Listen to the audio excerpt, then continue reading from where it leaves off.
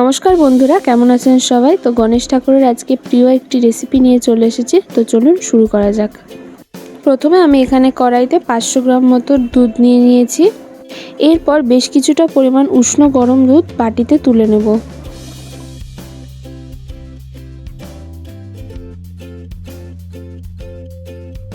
এরপর আমি এখানে 5 চামচ মতো গুঁড়ো দুধ দিয়ে ভালো করে মিশিয়ে নিতে হবে, যেন কোনো দলাভাব না থাকে।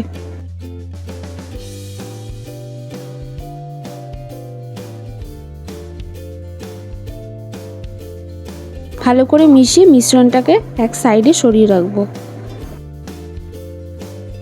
এরপর আমি দুধটাকে ফুটিয়ে নিয়েছি।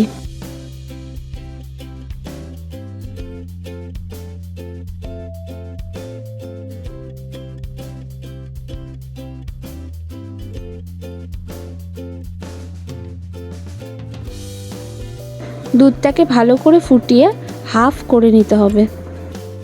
দুধটা ফুটিয়ে কমিয়ে নেওয়ার পরে এরপর আমি এখানে 150 গ্রাম মতো চিনি দিয়ে দিচ্ছি। দিয়ে ভালো করে সমস্ত জিনিসটাকে মিশিয়ে নিচ্ছি।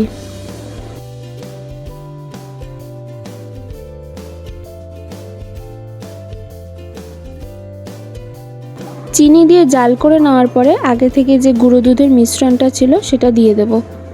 দিয়ে ভালো করে মিশিয়ে নিচ্ছি।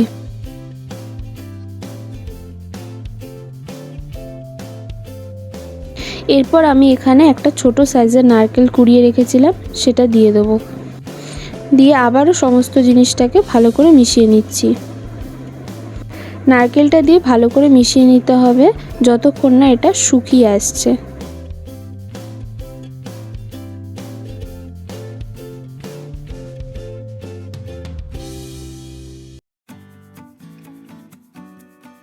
নেড়ে চেড়ে ভালো করে জাল করে এরকমভাবে শুকিয়ে নিতে হবে।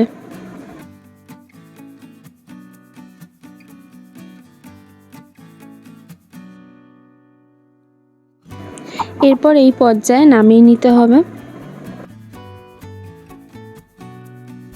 নামিয়ে ঠান্ডা করে নেওয়ার পরে মোদকের একটা সাজ নিয়ে নিয়েছি।